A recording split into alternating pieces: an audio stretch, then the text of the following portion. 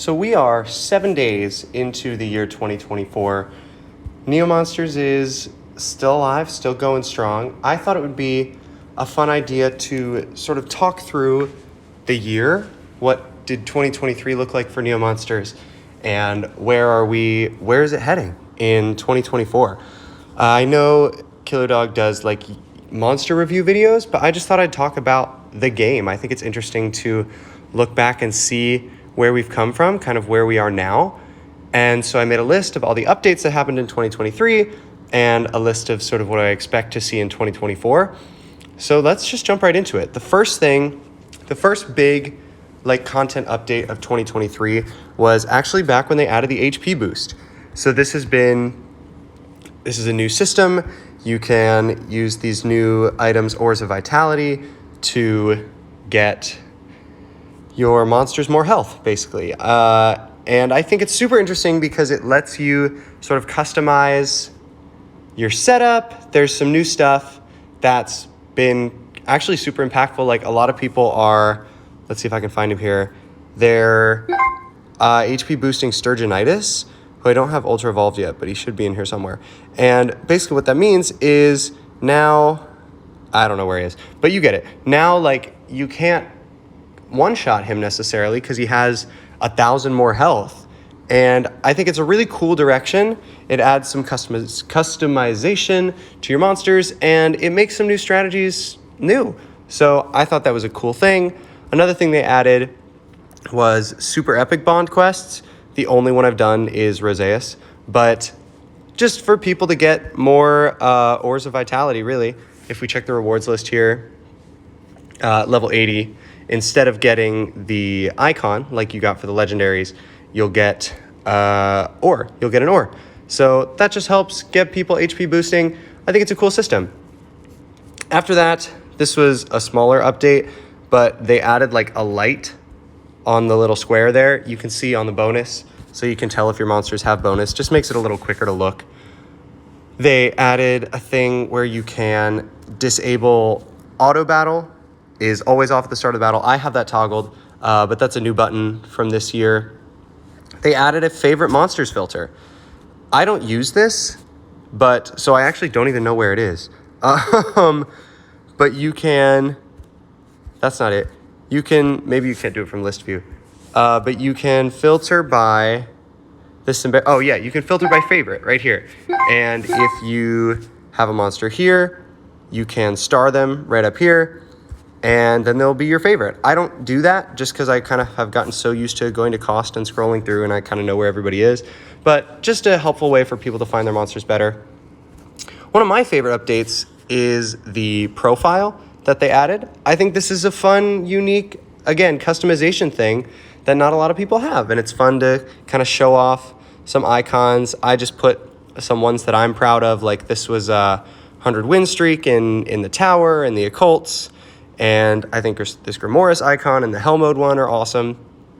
I like the backgrounds. Also, I like to be able to display my Bonded Missile Torment. Just a cool thing. They added I wouldn't have any pictures of it, but you know the check mark? They added that as a battle buff icon to tell you like when certain skills are ready. So if I go into test your team here, for example, this will probably take a minute. But, you know, if you have XYZ, for example, well, he's dead now. But XYZ, if you wait enough time, or like Charybdia's Virulent Grasp, after the 300 seconds have passed, oh, there, Hades Hoop, that check mark right there. That means Blitz attack is ready because it's within the first 300 seconds of the battle. So that was just something they added. It's kind of confusing because there's some monsters that have multiple skills like that. If you think of like Wraith Host, you have Mega Bomb and you also have Survivor. So it's not super reliable in that regard. You should still be keeping track of seconds as they come. But just a cool visual thing. And on top of that, you can see it here on Charybdia. You can see it on Carmilla. You can see it on Mai. They added these battle buff icons for defense and attack buffs as well. So those happen not just through skills, like Carmilla's passive, but also through things like Whale's Challenge or super buff enemies will also get that icon. Just a cool thing. Another thing they changed was the PvP daily mission. Instead of making it 5 battles, now you have to kill 30 monsters, which I think is better, because if you win 2 battles, that means you killed all 16 of their monsters, assuming they have a full team. You're done in 2 battles rather than having to do 5. I think people were abusing it by like doing 1 monster teams and just getting killed immediately and just farming gems that way. So I like that. They added, also in this year, legendary forms to the starters, which I don't know if they're going to be in here or if they'd be in like 4-star, but I could just look in the bond quest actually, because they also added bonds for these guys. I think this is a cool change. Yeah, here Wolfenrir is the water one. They added forms for all of these. I think they're cool. I don't have them because they take like a ton of, like you could see here, a ton of ingredients to Ultra Evolve, and I also don't even think I have Viridizaran and Rexkong, so I can't evolve them into their legendaries, but it just adds a little more incentive to grind through the early game, adding these cool new legendaries straight from the start of the game. Like, you know, oh, I got my tiny little red kid, and I know that pretty soon I'll evolve him into a legendary. I think it's cool.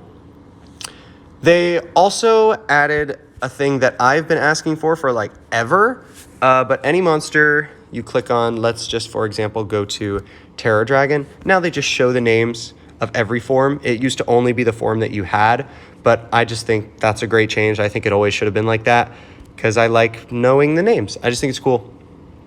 They then, this was the most recent update, they reworked the Ores of Vitality. So now it used to just give 1,000 HP to whatever monster, but now they just kind of balanced it so it gives less HP to monsters that have more HP. So you can see here, Mythics only get 500, Legendaries get 1,000, Super Epics and below get 2,000, which makes sense.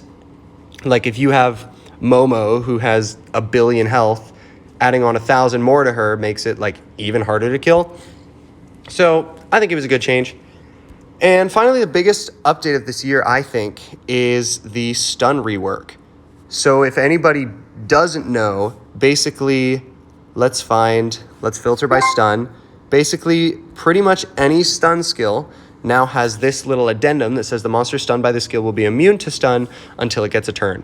So this affects pretty much every stun in the game. There's a couple exceptions, but now if you stun a monster, you're not going to be able to stun them again until they get a turn. This has changed a lot of things. For example, my PvP team is now totally different. This used to be Malwing, this used to be Husking, this used to be Angel Lion, and it really changes the way you, or at least me personally, think about team building and think about stun, because now people are running fewer stun monsters because stun isn't as strong. People are running fewer stun protection monsters. A lot more people are running sleep because sleep is a more viable form of control now. And I think it needed to happen. They basically did it to prevent stun locks, which were everywhere and pretty easy to pull off.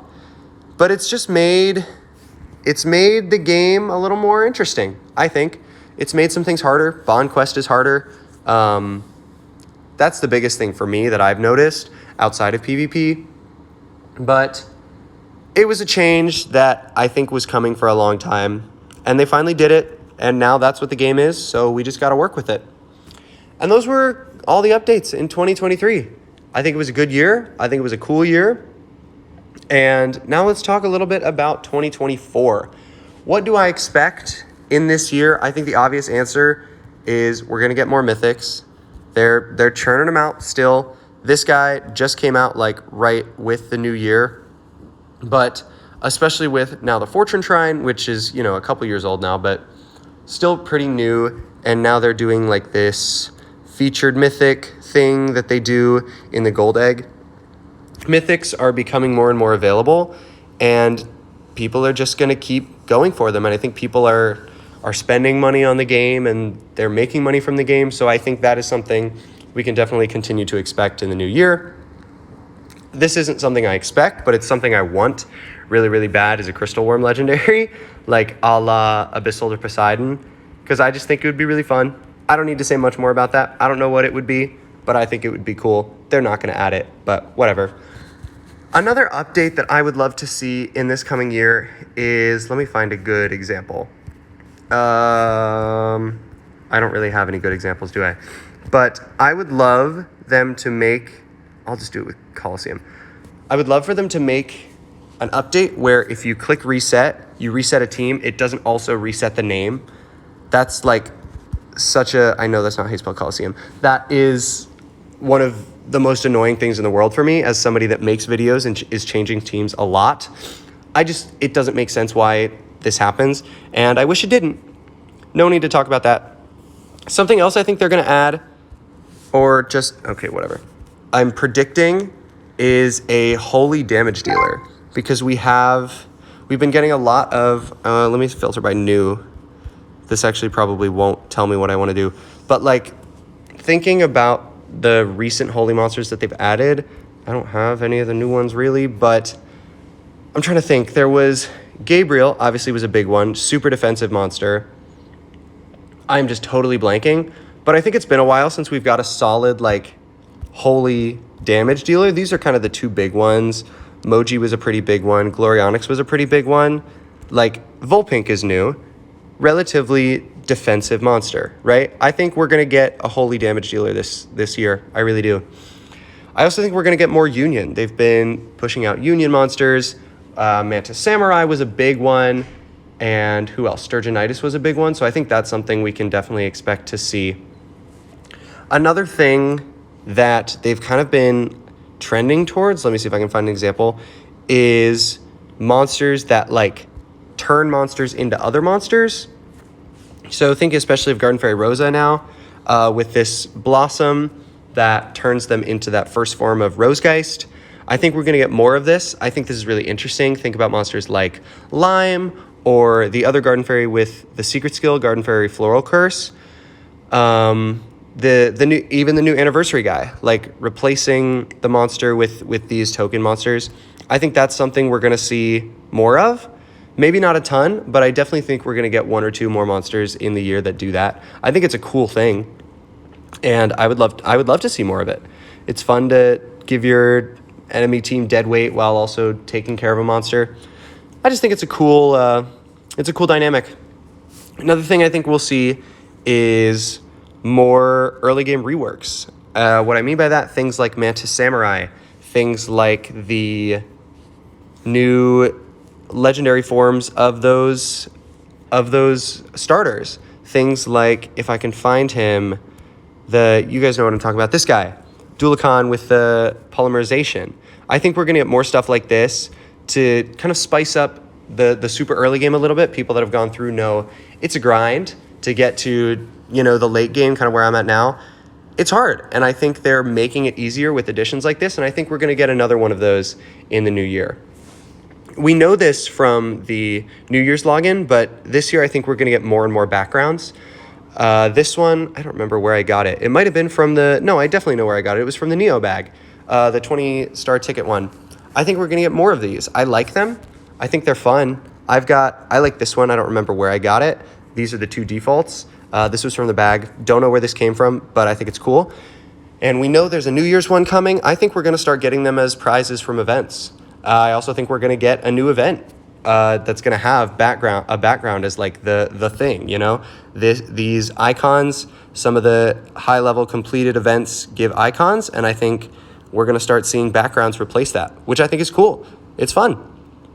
And a final thing, which I guess when I was writing the script for this, it was before the new year had happened, but I said I thought we were going to get a new shop legendary or like shop monster rotation. And sure enough, for the new year, we got this actually new mythic, which is cool. I think he's cool. I still didn't even have any of these guys. I don't have enough 6-star tickets, but we got a new mythic, and I do think we're going to get a new shop legendary also. I think it's going to be later in the year because we just got the mythic, but they've been kind of really honing in on the shop only stuff by changing the gold egg pools, and they've been adding stuff in the shop and taking stuff away from the shop.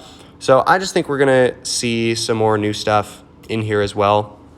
And hopefully it's interesting, and I will hopefully buy it if I have the tickets. So that is going to do it for this video. Neomonsters in 2023, going into 2024. It's going to be a good year. I hope everybody's had a great start to the 2024 year. I hope you enjoyed this video. Excuse me if I was talking a lot. I just think it's interesting to kind of see where we've come from and where the game is headed. So thank you again for watching, and I will see you in the next video.